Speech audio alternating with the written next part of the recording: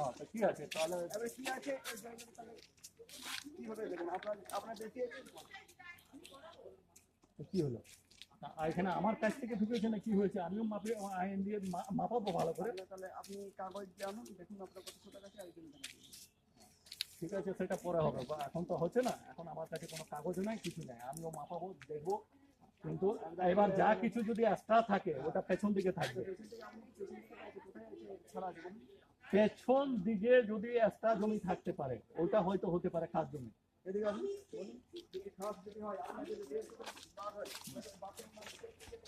হ্যাঁ, হয়তো বাথরুম বাদ হবে, যার ওদিকে পেছন জায়গায় জায়গা রয়েছে সে পাবে। সে অবজেকশন করবে।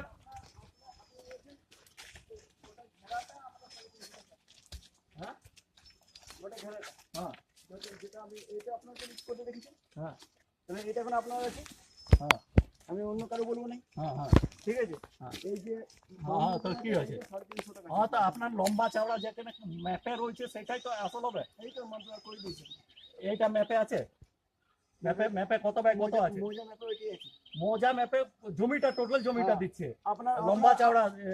আপনার এই লম্বা চওড়া এখন এইটা আপনি দখল করেছে, এটা অনেক বড় প্লট, এটা এই মাথা থেকে লাস্ট পর্যন্ত। ওহো, তো এখন লম্বা চওড়াতে কতটা উনি বিক্রি করেছেন লম্বা চওড়াতে সেটা তো একটা ম্যাপে দিয়েছে। ওখানে আমার দলিলে থাকবে বা এখানে থাকবে যে কতটা লম্বা আর কতটা চওড়া।